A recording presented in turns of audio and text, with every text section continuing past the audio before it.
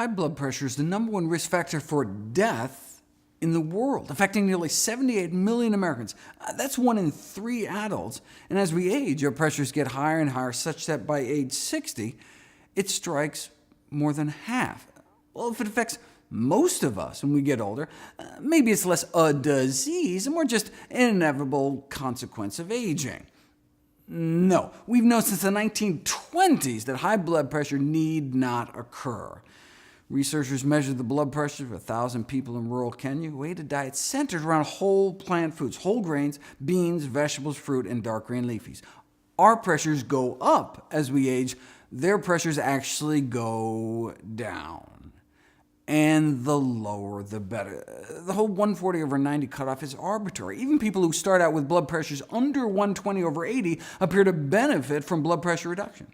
If you went to your doctor with a blood pressure 120/80, you'd get a gold star, but the ideal blood pressure, the no benefit from reducing it further blood pressure, may actually be 110/70. 110/70? Is it even possible to get blood pressures down that low? It's not just possible, it's normal for those eating healthy enough diets. For 2 years at a rural Kenyan hospital, 1,800 patients were admitted. How many cases of high blood pressure did they find? 0. Wow, they must have had low rates of heart disease. No, they had no rates of heart disease. Not a single case of arteriosclerosis, our #1 killer, was found. Rural China, too, about 110/70 their entire lives, 70-year-olds with the same average blood pressure as 16-year-olds. Now, Africa, China, vastly different diets, but what they shared in common is that they were plant-based day-to-day, with meat only eaten on special occasions. Now, why do we think it's the plant-based nature of their diets that was so protective?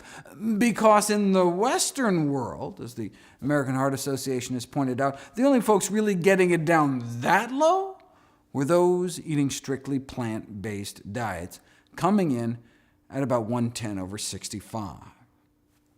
This is the largest study of those eating plant-based diets to date, 89,000 Californians, comparing non-vegetarians to so-called semi-vegetarians or flexitarians, eating meat more on a weekly basis than a daily basis, compared to those who eat no meat except fish, compared to those who eat no meat at all, compared to those who eat no meat, eggs, or dairy.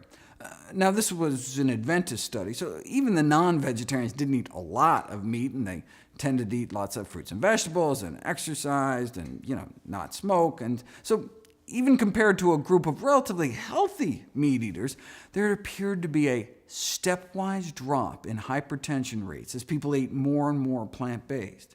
Same thing with diabetes and obesity.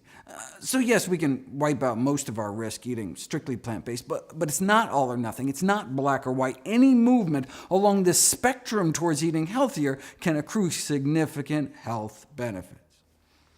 You can show this experimentally. You take vegetarians, you give them meat and pay them enough to eat it, and their blood pressures go up. Or you remove meat from people's diets, and blood pressures go down in just 7 days. And this is after the vast majority reduced or stopped their blood pressure medications completely. They had to stop their medications. Once you treat the cause, once you eliminate the disease, you can't be on blood pressure pills with normal blood pressure. You can drop your pressures too low, get dizzy, fall over, hurt yourself. So your doctor has to pull you off the pills. Lower pressures on fewer drugs. That's the power of plants. So, does the American Heart Association recommend a no-meat diet? No, they recommend a low-meat diet, the so-called DASH diet. Why not completely plant-based? When the DASH diet was being created, were they just not aware of this landmark research done by Harvard's Frank Sachs? No, they were aware. The chair of the design committee that came up with the DASH diet was Frank Sachs. See, the DASH diet was explicitly designed with the #1 goal of capturing the blood pressure-lowering benefits of a vegetarian diet, yet contain enough animal products to make it palatable to the general population. They didn't think the public could handle the truth.